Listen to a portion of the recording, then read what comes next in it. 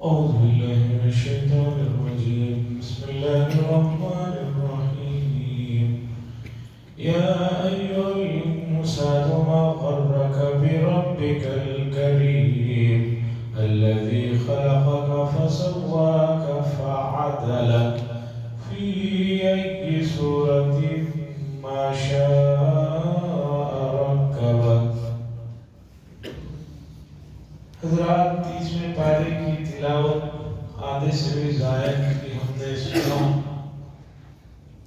26ویں رات ہے، 25واں روزہ تھا. اب کل چوتھی تاخرات ہے. یہ جو قرآن مجید کے آخری پاروں میں سورتیں اکثر مکی سورتیں ہیں، چھوٹی چھوٹی صورتیں ہیں، لیکن ان میں جو مضامین ہیں وہ بہت بلند مضامین ہیں. اور میدان محشر اور قیامت جب طاری ہوگی اس سے متعلق چیزوں کو ان صورتوں میں اللہ تبارک و تعالیٰ نے بیان فرمایا. اذا الشمس كورت واذا النجوم انكدرت، کہ جب سورج بے نور ہو جائے گا اور ستارے ٹوٹ جائیں گے. میدان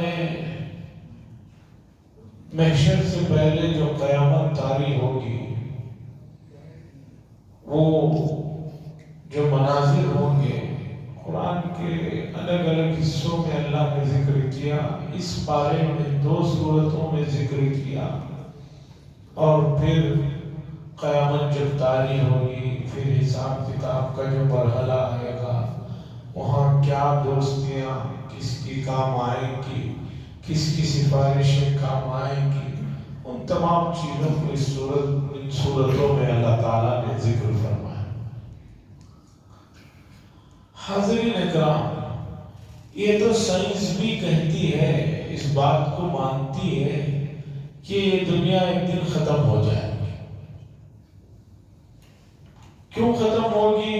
اس کی اپنی چیزیں ہیں، انہوں نے اسے رکھا ہے کہ مثلا فلاں چیز ختم ہو جا رہی ہے زمین پر سے، اور فلاں چیز فنا ہو جائے گی، پھر یہ ہوگا وہ ہوگا جس کی وجہ سے زمین ختم ہو جائے گی. سائنس کی جو بھی وجوہات ہیں، ایک مومن کے لیے اس کا عقیدہ یہ کہتا ہے کہ وہ اللہ اور اس کے رسول سے پوچھے کہ بھی اس مسئلے میں آپ کیا فرماتے ہیں. تو اللہ نے فرمایا کہ یہ زمین کو ہم نے بسایا ہے، لیکن یہ ہمیشہ کے لیے نہیں، اسے ایک دن ختم ہونا ہے. اور کب ختم ہوگی؟ جب اس روئے زمین پر کوئی بھی کلمہ پڑھنے والا، اللہ اللہ کہنے والا نہیں ہوگا، تو اللہ تبارک و تعالیٰ اس روئے زمین کو فنا فرما دے. پھر پوری دنیا ختم ہو جائے گی. پھر کتنی مدت کے بعد اللہ بہتر جانتے ہیں. حضرت اسرافیل علیہ السلام جو 4 مشہور فرشتوں میں سے ایک ہیں، جن کی ذمہ داری سور پھونکنا ہے، وہ سور پھونکیں گے تو دوبارہ لوگ اپنی قبروں سے اٹھیں گے اور میدان محشر قائم ہوگا. سب لوگوں کو جو ہے اس جگہ لے جایا جائے گا جہاں حساب کتاب ہوگا. میدان محشر کہاں قائم ہوگا؟ مفسرین کا یہ ماننا ہے، زیادہ تر مفسرین کا، موجودہ جو ملک شام ہے یہاں میدان محشر قائم ہوگا. اور مفسرین میں ایسے بھی ہیں جو یہ کہتے ہیں کہ جو میدان عرفات ہے یہاں پر جو ہے میدان محشر قائم ہوگا، حساب کتاب. یہ پوری روئے زمین پر جو بھی عمارتیں ہیں یہ سب کی سب ختم ہو جائیں گی. اور جب سے دنیا بنی ہے جتنے انسان اب تک گزر چکے ہیں ان تمام لوگوں کی روحوں کو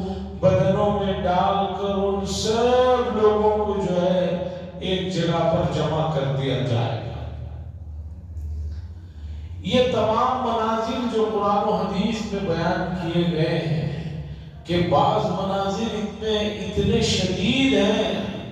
خود رسول اللہ صلی اللہ علیہ وسلم سے صحابہ نے جب پوچھا کہ آپ کے بال سفید ہو رہے ہیں، کس چیز نے آپ کو بوڑھا بنا دیا، تو رسول اللہ صلی اللہ علیہ وسلم نے فرمایا سورہ ہود ہے، اسی طرح یہ سورہ کویرت ہے، سورہ انفطار ہے. اس جیسی سورتوں نے اور ان میں جو مضامین آئے ہیں، ان مضامین نے جو ہے ایسا اثر ڈالا ہے کہ یہ چیز آپ کو نظر آ رہی. اور عجیب اتفاق دیکھیے، قرآن مجید کی یہ صورتیں جن میں میدان محشر اور قیامت کے احوال کو بیان کیے گئے ہیں، سب سے زیادہ آدمی ان کو سنتا ہے، اس لیے کہ یہ چھوٹی صورتیں کبھی فجر میں، کبھی عشاء میں، کبھی مغرب میں پڑھی جاتی رہتی ہیں. اکثر انہی صورتوں کو پڑھا جاتا ہے. مثلا اذا زلزلت الارض زلزالها واخرجت الارض اثقالها وقال الانسان ما لها. یہ سورت کتنے مرتبہ نمازوں میں، کبھی مغرب میں، کبھی عشاء میں سنتے ہیں، لیکن ان میں جو مضامین ہیں، ان میں جو اللہ تبارک و تعالیٰ چیزوں کو بیان فرما رہے ہیں، اس پر غور نہیں کرتے. اکثر حضرات جو ہے نمازوں میں ان چیزوں کے اوپر توجہ ہی نہیں دے، بلکہ سورہ فاتحہ جو اتنی اہم اور عظیم سورت ہے، اس کے اندر جو مضمون بیان کیا گیا اس پر بھی توجہ نہیں دیتے، بلکہ وہ تو قرآن کی بڑی سورت ہے، اہم سورت ہے. لوگ جو نماز کی شروع سے لے کر آخر تک درمیان میں جو دعائیں پڑھی جاتی رہتی ہیں، حتیٰ کہ جو تکبیرات ہیں اور دونوں سجدوں میں اور سجدوں کے درمیان میں، رکوع سے اٹھنے کے بعد پھر تشہد میں جو کچھ دعائیں پڑھی جاتی ہیں، امت کا ایک بڑا طبقہ ایسا ہے کہ زندگی بھر نمازوں کو پڑھتے رہے، لیکن جو مضامین، جو دعائیں وہ خود آدمی پڑھتا ہے، اس کے معانی اور مفاہیم اور اس میں وہ کیا کہہ رہا ہے اسے نہیں معلوم. اب یہ چیزیں خود ہماری ذمہ داری ہے کہ ہم اسے سیکھیں. بھئی ہم جو پڑھ رہے ہیں نماز میں، چاہے تسبیح کی شکل میں ہو، چاہے قرات کی شکل میں ہو، چاہے آخر کے 10 سورتوں کی شکل میں ہو، ان کو سمجھنے کی ضرورت ہے. اور کب سمجھیں گے؟ آپ یہ کہنا کہ میرے پاس وقت نہیں ہے، فرصت نہیں ہے، کس چیز کے لیے آپ کہہ رہے ہیں فرصت نہیں ہے؟ قرآن کے لیے آپ یہ کہہ رہے ہیں، اللہ کے کلام کے لیے آپ یہ کہتے ہیں کہ میرے پاس فرصت نہیں ہے، تو پھر زندگی میں آپ کے پاس کیا چیز اس سے بڑھ کر رہ گئی ہے جس کے لیے آپ نے فرصت بنا رکھی ہے؟ نماز میں پڑھی جانے والی چیزوں پر آپ توجہ دینا نہیں چاہتے اور کہتے ہیں کہ بھئی میں مصروف آدمی ہوں، بیزی آدمی ہوں، میری سمجھ میں نہیں آتا. کیا سمجھ میں نہیں آتا؟ کون آدمی ہے جو ہے 2 بھی 2 4 نہیں جانتا؟ دنیاوی معاملات میں ہر آدمی ایک دوسرے سے آگے ہے. دینی معاملات میں کیا ہوتا ہے کہ آدمی کی سوچ آ کر جو ہے رک جاتی ہے اور یہاں پر عذر اور بہانے یاد آ جاتے ہیں. عزیزان گرامی، سورہ انفطار کی ایک آیت میں نے پڑھی جس میں اللہ فرماتے ہیں یا ایھا الانسان، اے انسان. انسان اس میں جنس ہے، اس میں تمام لوگ آ جائیں.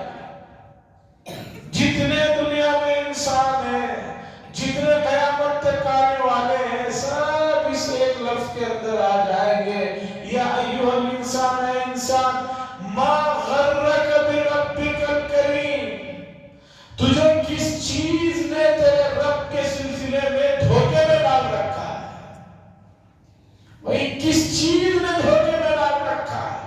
کیا آپ کی جوانی نے دھوکے میں ڈالا ہے؟ کیا آپ کی مالداری نے آپ کو دھوکے میں ڈالا ہے؟ کیا آپ کی دولت نے، کیا آپ کا عہدہ نے، کیا آپ کے اور جو مناصب ہیں، کیا ان چیزوں نے تمہیں دھوکے میں ڈال رکھا ہے کہ میرے پاس جب دولت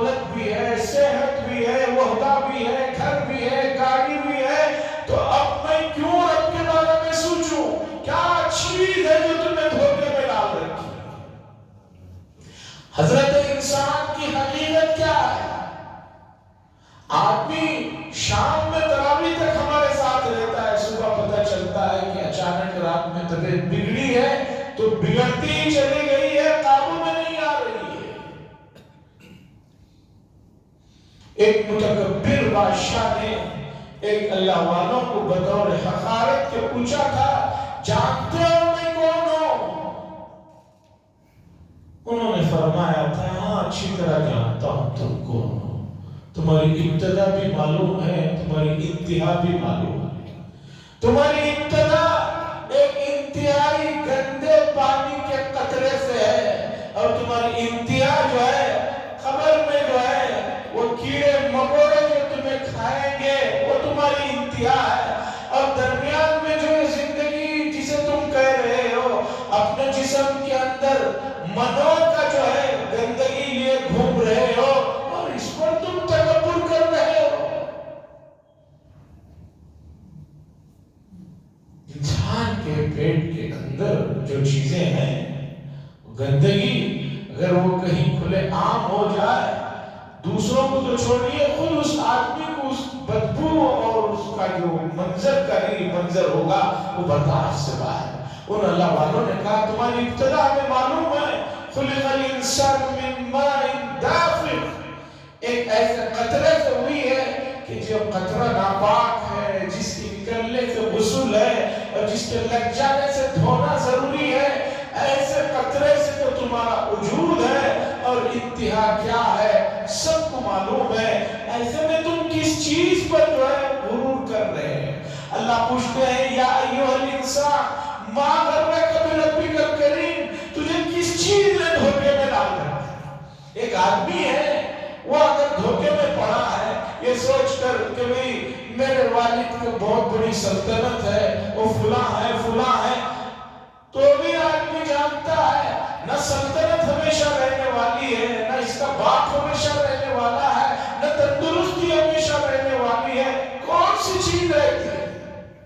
صحت کے معاملے میں گزشتہ سالوں میں اگرچہ میڈیکل نے بہت ترقی کی، اس ترقی کے باوجود میڈیکل میں یہ دیکھنے کو ہمیں مل رہا ہے ایسی صحت مند لوگ جن کے کوئی مسئلہ نہیں تھا، چھوٹی سی بیماری میں جو ہے وہ اندر جاتے ہیں ہسپتال کے، وہ آپس میں جو ہے ان کی میت جو ہے آتی ہے، پھر نماز جنازہ ادا کرنا رہ جاتا ہے۔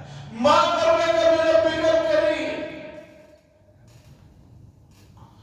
جارڈن کے ملک حسین صاحب 16 سال کی عمر میں ان کے والد نے ان کو جو ہے بادشاہ بنا دیا تھا، 46 سال تک جو ہے وہ بادشاہ رہے۔ اب جو موجودہ اردو میں جارڈن جسے کہتے ہیں، اردو کے موجودہ جو بادشاہ ہے ملک عبداللہ، ان کے والد ملک حسین، وہ 46 سال تک بادشاہ رہے، 16 سال کی عمر میں ان کو بادشاہ بنا دیا گیا۔ جب وہ بیمار ہوئے ہیں تو ان کے علاج کو انہیں امریکہ لے جایا گیا اور ان کا علاج ہوتا رہا، کوئی بہت لمبی عمر نہیں تھی، 65 سال کے آس پاس ان کی عمر تھی، 65 بھی نہیں تھی، اس سے بھی کچھ کم تھی، 60 اور 65 کے درمیان میں اتنا علاج ہوتا رہا، ان کے ملک کی کرنسی جو ہے گر گئی،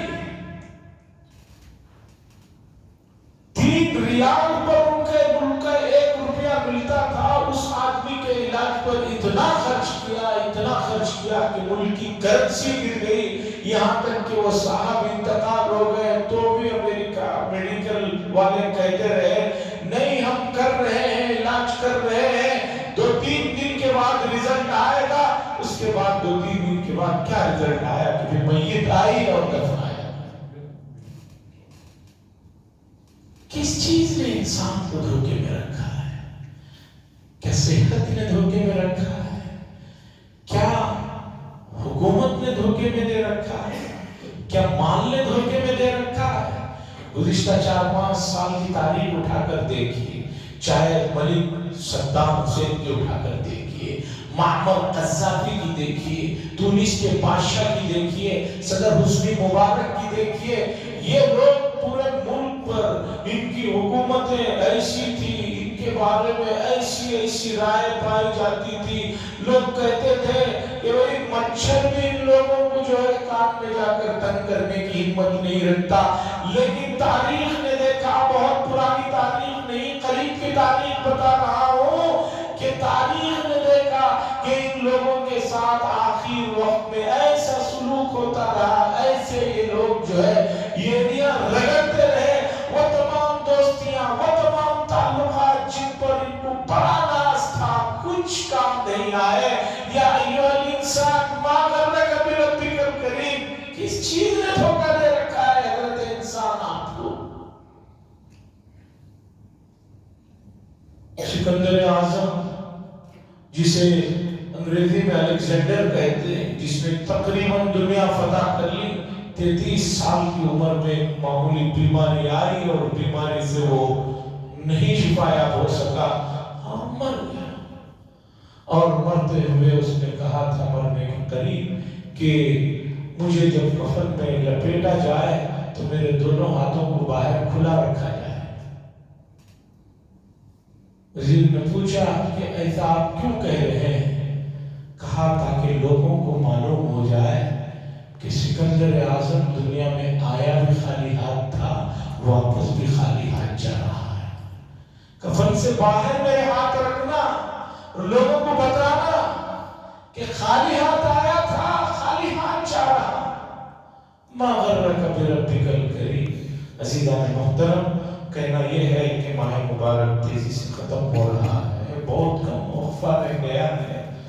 تو استغفار کی طرف، تو بارشوں کا نہ ہونا خود اس بات کا اشارہ ہے کہ اس چیز کی طرف ہمیں متوجہ ہونا ہے۔ اور توبہ استغفار کے سلسلے میں مفتی محمود الحسن صاحب قدس سرہ کا ایک ملفوظ سنا تھا۔ انہوں نے لکھا کہ ہمارا استغفار اور توبہ بھی ایسا ہے کہ اس پر بھی ایک استغفار کی ضرورت ہے۔ توبہ استغفار بھی آدمی کر رہا ہے، اس انداز سے کر رہا ہے، اس سوچ کے ساتھ کر رہا ہے، وہ اللہ پر احسان کر رہا ہے۔ ہمارا توبہ اور استغفار بھی اس قابل ہے کہ اس پر بھی ایک توبہ استغفار کی ضرورت ہے۔ عزیزان گرامی، صحتیں، دولتیں، عہدے اور یہ کوئی چیز کسی کے پاس ہمیشہ نہیں رہی۔ قرآن میں اللہ نے یہ نہیں کئی جگہ پر یہ بات فرمائی، انک میت و انہم میتون، آپ بھی انتقال ہونے والے ہیں اور آپ سے پہلے بھی لوگ انتقال ہوئے ہیں۔ وما جعلنا لبشر من قبلک الخلد، آپ سے پہلے ہم نے کسی کو ہمیش بھی نہیں لکھی، جو بھی آیا ہے وہ رخصت ہونے والا ہے۔ جب رخصت ہونے والا ہے، یہاں کسی بھی حال میں نہیں رکا جا سکتا، تو آدمی کو اس کے بعد کی جو زندگی ہے اور اس زندگی میں جہاں کوئی حساب کے وقت میں کسی کو ساتھ دینے والا نہیں ہے، قرآن کی آج وہ سورہ عباسہ وتولى جس میں اللہ نے منظر کشی کی، یوم یفر المرء من اخیہ وامہ وابیہ وصاحبتہ وبنیہ لکل امرئ منہم یومئذ شأن یغنیہ۔ ہر آدمی ایک دوسرے سے بھاگ رہا ہوگا، بھائی بھائی سے بھاگ رہا ہے، شوہر بیوی سے، بیوی شوہر سے، دوست دوست سے بھاگ رہا ہے۔ فَإِذَا جَاءَتِ الصَّاخَّةُ يَوْمَ يَفِرُّ الْمَرْءُ مِنْ أَخِيهِ۔ اس زندگی کے لیے تیاری کرنا ہے۔ اگر تیاری نہیں کریں گے، کسی کی کوئی امید نہیں ہے۔ شفاعت کبریٰ جو رسول اللہ صلی اللہ علیہ وسلم کی حاصل ہوگی، وہ بھی اس مرحلے میں حاصل ہوگی کہ آپ نے کچھ کیا ہو، آپ کی زندگیوں میں سنت کے لیے کوئی حیثیت رہی ہو، آپ کی زندگیوں میں سنت کا مقام رہا ہو۔ آج امت کا بڑا طبقہ سنتوں کو کوئی اہمیت ہی نہیں دے رہا ہے۔ علماء نے جو تقسیم فرمایا کہ یہ فرض ہے، یہ واجب ہے، یہ سنت ہے، یہ مستحب ہے، اس لیے نہیں فرمایا کہ آپ اسے بے دریغ اس کے جو ہے چھوڑتے رہیں اور اسے توجہ نہ دیں، بلکہ اس لیے توجہ دلائی تاکہ کوئی مسئلہ ہو جائے تو جو ہے نوعیت کو سمجھنے میں آسانی ہو۔ مثلا نماز میں کچھ چیزیں فرض ہیں، کچھ چیزیں سنت ہیں، کچھ مستحب کے درجے میں۔ اب کوئی آدمی ایک سنت کو چھوڑ دے اور پوچھے کہ میں سنت کو چھوڑ دیا ہوں، اس سے نماز پہ کچھ فرق پڑے گا؟ نماز پہ فرق پڑے گا، جو ثواب ملنا تھا وہ تو ملنے سے رہا۔ نماز کے اندر کمی آ گئی، جو ہے نقص آ گیا، اور آپ یہ سمجھ رہے ہیں کہ بھئی نماز جب ہو گئی تو مجھے کیا مسئلہ ہے؟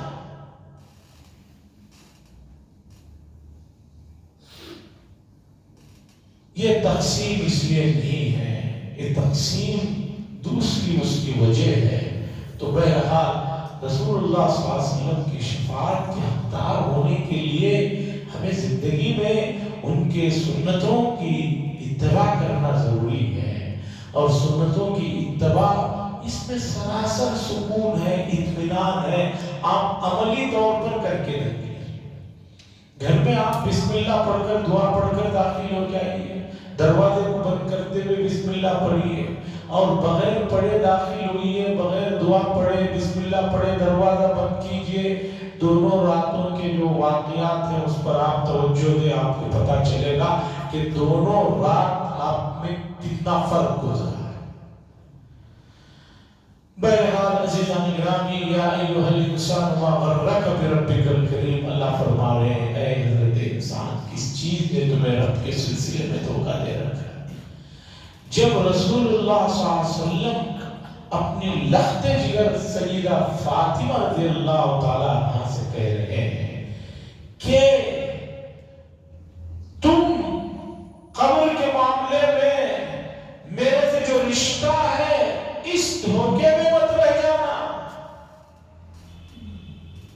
مشہور حدیث ہے کہ جس آدمی کو اس کے عمل نے پیچھے کر دیا ہو، نسب اسے آگے لے کر جانے والا نہیں ہے۔ اعمال کسی کو پیچھے کر دیے، اب صرف واسطہ اور سفارش سے کام ہونے والا نہیں ہے۔ اس لیے عزیزان محترم، میں بہت ہی عاجزانہ درخواست کرتا ہوں، جو سلسلہ ماہ مبارک میں اللہ کے فضل و کرم سے ہم نے نمازوں کا، تلاوت کا، ذکر و اذکار کا شروع کیا ہے، اس سلسلے کو تھوڑا آگے بڑھائیں، تھوڑا سا نمازوں کی طرف فوکس کریں، تھوڑا سا روزانہ قرآن 5 منٹ کھولنے کا معمول بنائیں، روزانہ چلتے پھرتے 100-200 مرتبہ سبحان اللہ الحمدللہ کہنے کی عادت بنائیں، روزانہ چلتے پھرتے 10-20 مرتبہ درود پڑھیں۔ یہ نیکیوں کو کھینچتی ہیں، اور اگر آپ نے ان تمام اعمال کو جو رمضان میں کیا ہے، یہ سوچ کر اب جو ہے ہم نے بہت کر لیا ہے، باہر نکلے اور اسے ضائع کر دیے، تو پھر جو ہے خدا بہتر جانتا ہے آئندہ ماہ مبارک تک ہم رہیں نہ رہیں، ہمارے لیے کون کیا کرے گا۔ قریبی رشتہ داریاں موجودہ زمانے میں ایسے ہیں، کوئی کسی کے لیے 2 منٹ بیٹھ کر دعا کرنے کے لیے تیار نہیں ہے۔ پہلے لوگ پوچھتے تھے حضرت قرآن پڑھنا چاہتا ہوں والدین کے لیے، قرآن پڑھنا چاہتا ہوں دادا دادی کے لیے، ایصال ثواب کرنا چاہتا ہوں، کوئی چیز بتائیے۔ آج کوئی نہیں پوچھ رہا ہے، اس کے 2 ریزن ہیں۔ پہلا ریزن یہ ہے کہ آدمی کے پاس بیکار چیزوں سے فرصت نہیں ہے کہ یہ کام کرے، اور دوسرا یوٹیوب پر اور دوسری تیسری جگہ بعض لوگوں نے مسلسل جو ہے لوگوں کو گمراہ کرنے کا کام کر رکھا ہے۔ وہ کہہ رہے ہیں کوئی انتقال ہو گیا تو اس کے لیے کوئی کچھ بھی کرے کچھ فائدہ نہیں پہنچتا۔ کیا کہہ رہے ہیں؟ کوئی کچھ کام کر لے، آپ کے جو گزر گئے، اب تم کرو گے تو انہیں کچھ نہیں ہوگا۔ عزیزان گرامی، ایسا نہیں ہے۔ رسول اللہ صلی اللہ علیہ وسلم فرما رہے ہیں انقطع ابن آدم الا من 3۔ آدم کے بیٹے جب دنیا سے گزر جاتے ہیں تو تمام رشتے ختم ہو جاتے ہیں، لیکن 3 چیزیں باقی رہتے ہیں۔ ولد يدعو له، اس کا لڑکا ہے اس کے لیے دعا کر رہا ہے تو فائدہ پہنچتا ہے۔ صدقۃ جاریہ، اس آدمی نے کوئی نیک کام کیا، مسجد بنائی، مدرسہ بنایا، رفاہی کام میں کچھ کام کیا، کسی کے لیے پانی کا بندوبست کیا، اس کا ثواب پہنچتے رہتا ہے۔ کوئی کتاب لکھی، کوئی دینی کام کیا، اس کا ثواب پہنچتے رہتا ہے۔ بخاری شریف کی یہ حدیث ہے۔ مجھے ذرا بتائیں، اگر کوئی چیز کسی کو نہیں پہنچتی تو حضور صلی اللہ علیہ وسلم نے جو فرما رہے ہیں وَلَدٌ يَدْعُو لَهُ، بچہ جو دعا کرتا ہے اس کے لیے پہنچتا ہے۔ مشہور واقعہ ہے، شاید کتاب الروح میں علامہ ابن القیم رحمہ اللہ نے لکھا ہے کہ ایک آدمی کو عذاب ہونے ہی والا تھا، روک دیا گیا۔ فرشتوں نے پوچھا کیوں روکا جا رہا ہے دوسرے فرشتوں سے؟ تو بتایا گیا یہ جو آدمی قبر میں لیٹا ہوا ہے، اس کے انتقال سے پہلے اس کی گھر والی حاملہ تھی، وہ بچہ پیدا ہوا، اب وہ اللہ کا نام پڑھنا شروع کیا ہے تو وہ بسم اللہ الرحمن الرحیم پڑھ رہا ہے۔ اللہ فرماتے ہیں میرا ایک بندہ مجھے رحمان اور رحیم کہے اور میں اس کے باپ کو عذاب دوں، یہ مجھے برداشت نہیں، اس لیے اسے معاف کیا۔ یہ واقعہ ابن القیم نے کتاب الروح میں لکھنے کے بعد یہ بات لکھی کہ اپنی اولاد کو قرآن کی تعلیم کے سلسلے میں کسی بھی طرح کا کوئی سمجھوتا نہ کرو، بہت سختی کے ساتھ پابندی کے ساتھ قرآن کی تعلیم پر توجہ۔ آج ہم شہر کے اندر رہنے والے دوسرے میٹنگوں میں مکاتب کے علماء، مکاتب کے اساتذہ سے جب بھی بات چیت ہوتی ہے ہمارے سامنے یہ بات آ رہی ہے، آج دینی تعلیم کے لیے بیسک قرآن کو دیکھ کر پڑھانے کے لیے بڑا کوئی تفسیر تشریح وغیرہ نہیں، صرف بچہ قرآن دیکھ کر پڑھنا سیکھ لے، کچھ نماز پڑھنا سیکھ لے، اس کے لیے ماں باپ کو جب اس چیز کی طرف توجہ دلائی جاتی ہے تو اعلیٰ تعلیم میں یافتہ ماں باپ بھی کہہ دیتے حضرت جب بچہ ہے جیسے وہ پڑھنا چاہے پڑھائیے، باقی جو ہے اسے پابندی کا حکم مت دیجیے، اس پر سختی مت کیجیے، اسے کچھ مت کہیے، جتنا پڑھتا ہے پڑھ لیجیے، آگے چل کر وہ پڑھ لے گا۔ میں کہتا ہوں سروے کے بعد کہہ رہا ہوں، جو بچے 10 سے پہلے اپنا قرآن مکمل نہیں کر لیتے 9ویں 10ویں سے پہلے، وہ بچے آگے چل کر ان کا قرآن ہونا بہت مشکل ہے، الا ماشاءاللہ کوئی کر لیتا ہوگا۔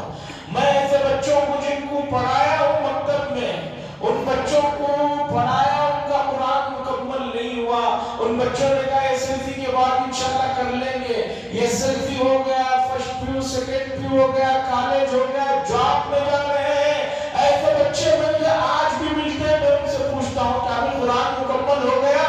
کہتے نہیں حضرت انشاءاللہ آئے گے۔ ذمہ داروں سے گزارش کرتا ہوں، ہر ماں باپ سے کہتا ہوں، آپ اپنے بچے کو جو بھی تعلیم دینا ہے دیجیے، ہم کبھی یا شریعت کبھی منع نہیں کرتی، اعلیٰ سے اعلیٰ تعلیم دلائیے، لیکن جو ہے قرآن پڑھنا اسے ضرور سکھائیے، ورنہ وہ تمام منظریں آپ دیکھیں گے کہ جنازے مسجد میں رکھے ہوئے ہیں، بچہ باہر کھڑا ہوا ہے، کپڑے پاک نہیں ہیں، میں بیٹھ کر وضو نہیں کر سکتا، ایسے کپڑے پہنا ہوا ہوں۔ یہ جو یوروپ امریکہ میں چل رہا ہے کہ وہ ایک تنظیم کو دے دیتے ہیں، وہی نہلا دھلا کر لے جا کر عیسائیوں کو جو دفنا دیتے ہیں، یہ سسٹم امت مسلمہ میں آنا شروع ہو گیا ہے۔ اس لیے اپنے بچوں کو دینی تعلیم کی طرف توجہ دیں۔ باقی آپ نے ان کے لیے جو کچھ بھی کیا، بچہ یہی کہے گا کہ کیا کر دیا میرے ماں باپ نے، سب نے جو کیا وہی انہوں نے بھی کیا ہے۔ یا ایھا الانسان ما غرک بربک الکریم، اے انسان تجھے کس چیز نے دھوکے میں ڈال رکھا ہے؟ یہ عہدے، یہ طاقتیں، یہ مال و دولت سب ختم ہو جائیں گے، لوٹ کر تجھے اللہ ہی کے پاس جانا ہے۔ اللہ تعالیٰ اس مضمون کو ہمیں سمجھنے کے اور اس کے تقاضوں پر عمل کرنے کی توفیق نصیب فرمائے۔ وآخر دعوانا الحمدللہ رب العالمین۔ حضرات پھر ایک مرتبہ یاد دلاتا ہوں، کل 8:30 بجے اعتکاف والے نہیں، ورنہ کہیں آپ لوگ بھی آ جائیں، اعتکاف والے نہیں، غیر اعتکاف والے جو ہے ٹھیک 8:30 بجے باوضو مصلی کے ساتھ اپنے پاس جو سادے سیدھے کپڑے ہیں، سادے سیدھے کا مطلب یہ نہیں کہ میلے کپڑے نہیں، پاک صاف کپڑے، پلین کپڑے، نئے جو آپ نے شیروانیاں وغیرہ سلوائی ہیں وہ نہیں، سادے سیدھے کپڑے پہن کر پیدل اللہ کے ہاں آتے آتے راستے میں استغفار پڑھتے ہوئے آ جائے۔ 2 رکعت نماز ہوگی، اس کے بعد 10 منٹ دعا ہوگی، پھر جو ہے واپس آپ اپنے کاموں میں لگ جائیے۔ کل اتفاقاً 26واں روزہ بھی ہے، اگر صبح بھی آپ نے اپنی نیند کی تھوڑی قربانی دی اللہ کو منانے کی کوشش کی، بارش ہو جاتی ہے تو آپ کو بھی اس کا ثواب ملے گا، دوسری مخلوقات کی دعائیں لگیں گی. مجھے امید ہے اس چیز کی طرف آپ توجہ دیں گے. اور کل 27 شب کی وجہ سے عشاء کی نماز 9:30 بجے ہے.